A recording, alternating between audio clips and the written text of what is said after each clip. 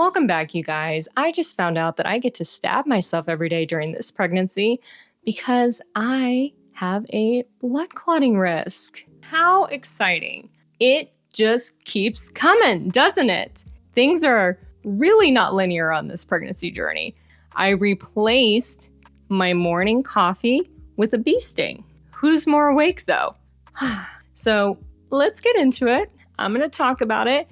And on a different video, I will show the injections. So if you're afraid of needles, you're just going to see them in the packages today, not going into my skin. So that is your anti-trigger warning. I'm not doing that to you. Let's talk about it. I had recurrent miscarriage. We've already touched on that. We already know about it. You can look at my other videos if you want to know more about it. Because of that, I was on the lookout for what was going on with my body. My workup looked pretty good. Everything seemed to be normal. But one of the things that popped up on my personal radar was blood clotting, the potential for blood clotting disorder. And the reason for that is I have some family members that have had issues with blood clots when they're extremely healthy individuals. Now, as you know, with pregnancy, your risk for this sort of thing can increase. And because it is an issue that is in my family, what I did was I told my doctor what was going on, and they decided to run a bunch, and I'm talking a bunch of labs to see if I had any clotting issues. Now, when I say a lot of labs, I would say through the reproductive doctor that I went to, they pulled like 6 files. I think 6 files. And then I went to my primary and they pulled a bunch more. It was just a lot of blood was coming out of me to see if I had any clotting issues. And one of the things that ended up popping for me was something called protein S, which I had never heard of before. Now, protein S levels, I want to do a disclaimer here. Everything I'm going to say, if you have concerns and such, please speak with your provider, because this is where it gets a little bit tricky. Protein S levels tend to drop during pregnancy. It's kind of a normal thing that happens. Now, mine, it should have been about 60 and it was 49. And when I saw that number 49, even my primary was saying it's difficult because you have a history of blood clotting issues in the family. That's something you might want to watch. But at the same time, this can be what your body is normally doing.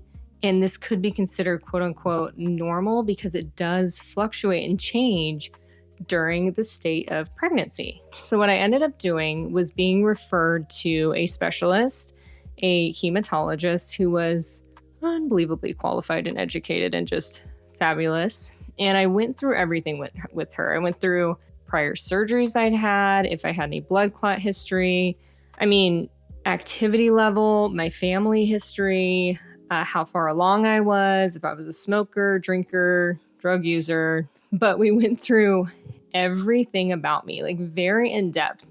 And the conclusion that we came to was because there's something in the water with my family, they decided that they were going to put me on something called Lovenox. Now, what Lovenox is it is a blood thinner.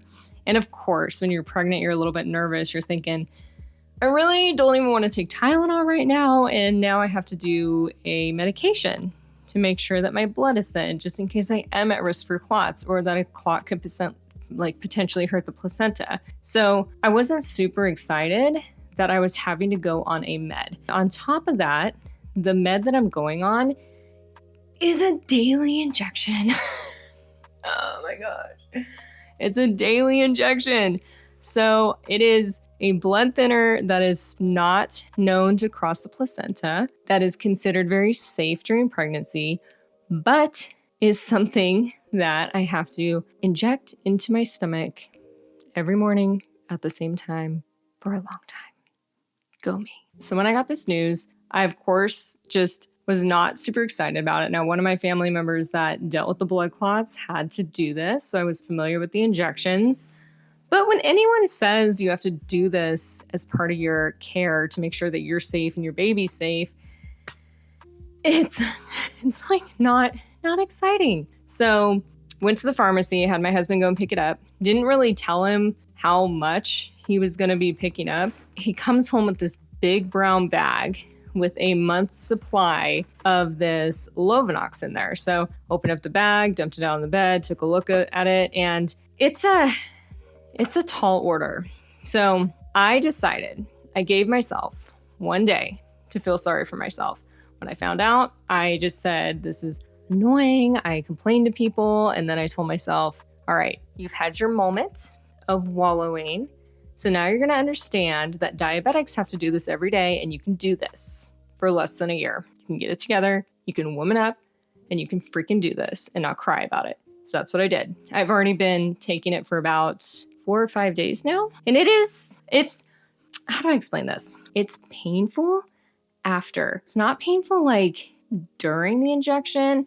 You have to grab your stomach fat. You have to clean it off with a little bit of alcohol, let it dry. That way it doesn't burn when you inject. Then you have to stab yourself at a 90-degree angle into your fat. And when you pull it out, it burns for like 10 minutes, like a bee sting. And that's the part that's the hardest for me, is the burn after it's in, not the giving myself the shots. So I'll do a separate video on me actually giving myself these shots, because I know a lot of people have a needle phobia.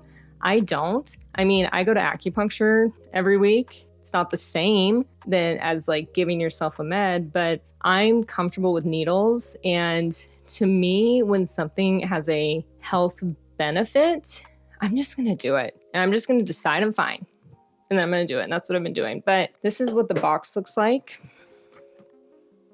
I think that's focusing enough. And I will take out one of these little syringes so that you can see it. The needle, I would say, is about 1.5 centimeters. So it looks a little intimidating. I'm not going to lie. It's not like this little teeny tiny cute prick. It's actually a pretty decently sized needle. So let me open this for you 1 second.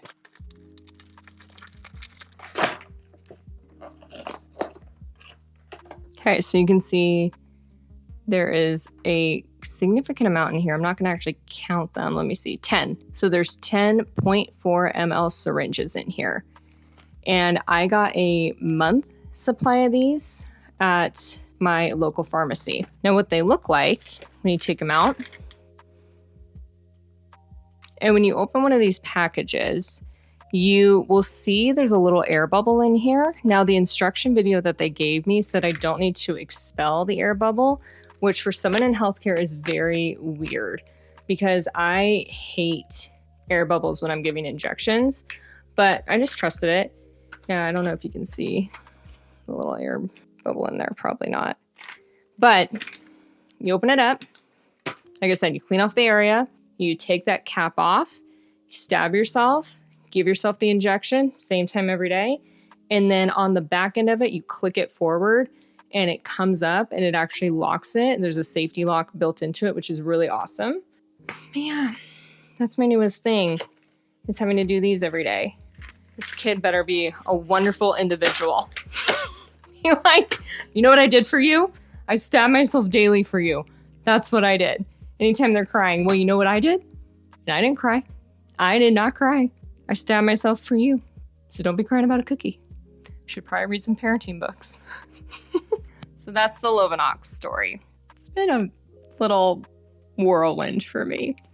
Inserting progesterone every day. It's like a melted popsicle in there. And now my morning bee sting. Like I said, I already gave the injection. It's usually early when I do it. So I will do a separate video showing how I actually do it. And if you're afraid of it, it's going to be okay. Like, you're going to get used to it. Just remember, think big picture. Think this is for your health. This is for your baby's health. It's something that is positive all around. It's a little bit of suffering, but the more we do something, the more we get used to it. And if you need someone to support you, I'm sure you can have like a loved one inject for you. I'm a control freak, so I'm going to be doing it myself. You're not touching me. No, but you got this, girl. Just breathe, big picture, maybe get into acupuncture so you're used to needles all the time. You can do it. You can do it. And it's, like I said, the specialist said extremely low risk.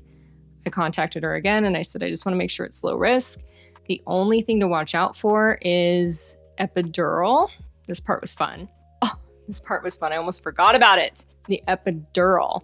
I have to stop this 24 hours before an epidural. Otherwise, you can have some extreme complications around your spine, causing bleeding. I'm not going to get into what happened there because it's a little sketchy for me, but basically, I think sometimes you have to look at inducing in order to make sure that you're safe. So when it comes to giving birth, that's when you want to make sure you disclose you're on Lovenox. Not that your team wouldn't know it, but that's when it might be a little more dangerous.